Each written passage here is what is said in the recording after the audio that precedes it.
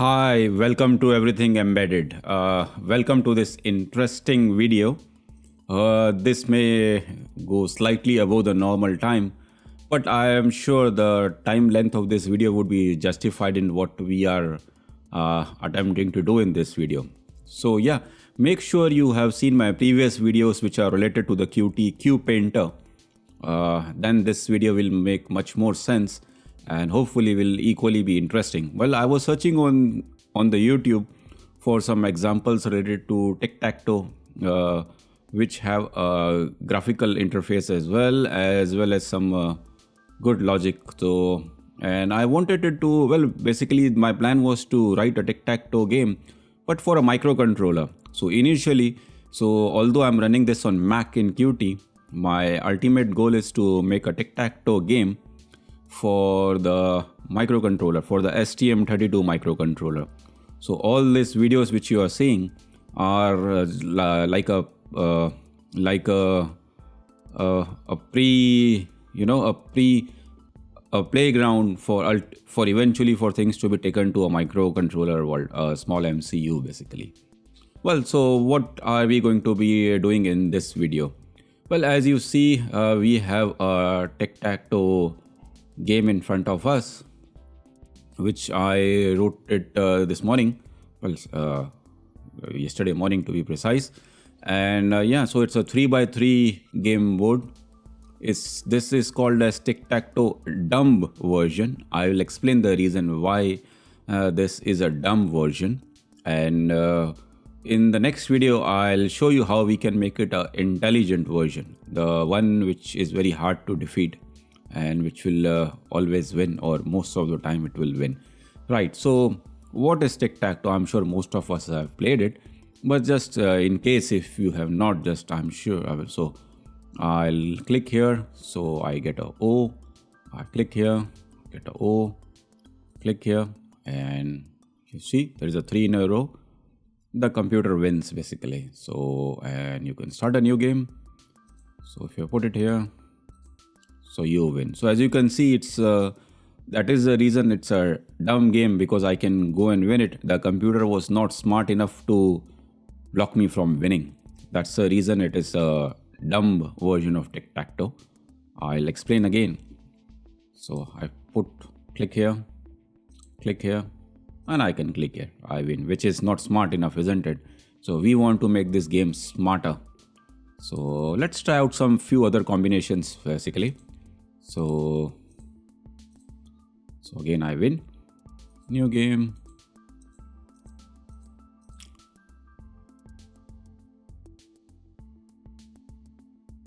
So the computer wins. 3 crosses. Again 3 crosses. So yeah, I think you can get a gist of how things work. So this is all done using Qt Painter. As I said, if you have not seen my previous video, make sure to watch my previous videos. So these grids are just rectangles, and I'll show you the code. And I've just drawn the lines here using the Qt Painter's draw line methods. And these rectangles are drawn using the fill rect method. And yeah, it seems to be pretty simple, and hopefully it should be much enjoyable to play if we make it more smarter. Currently it's not smart. It's a dumb version of the game.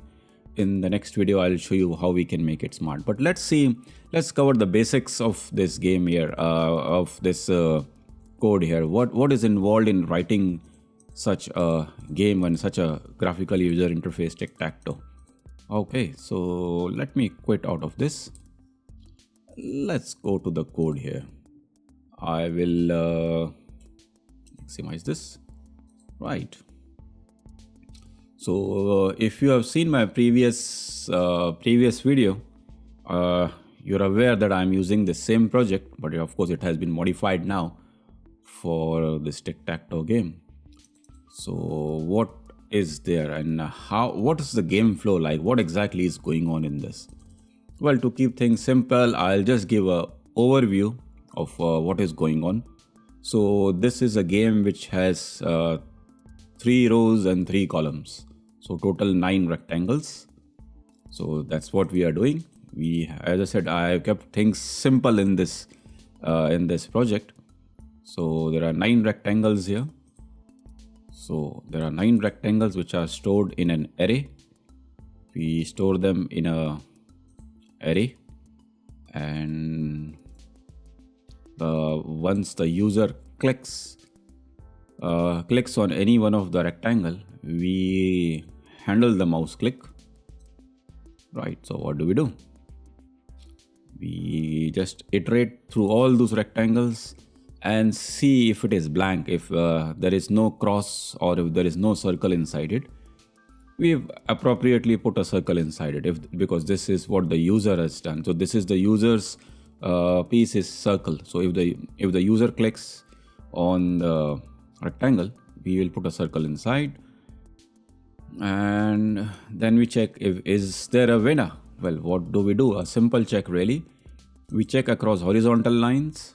We check across a vertical if there is a match in the vertical, if all 3 vertically are the same, or if all 3 horizontally, all 3 rectangles are have the same values, whether it's a cross or whether it's a circle. Then we have a winner.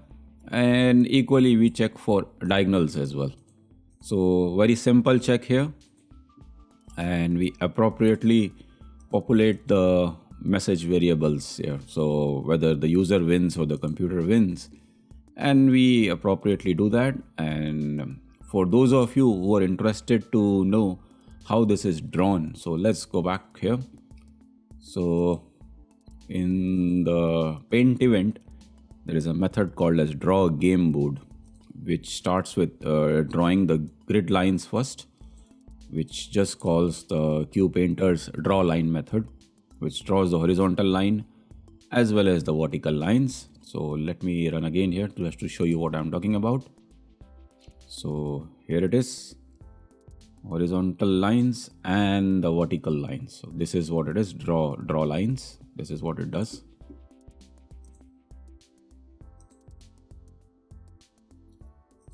And I'll keep it next here, and yeah, side by side. That should give an idea.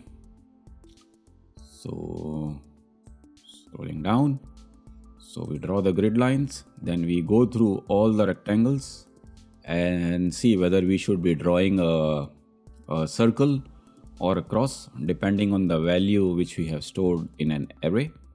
And we appropriately change the color. So if I click, the circle color is white and the cross color is blue. So this is what we do here. So this is just a text, this is just a text here. It's an X or a O with the appropriate font size of 100.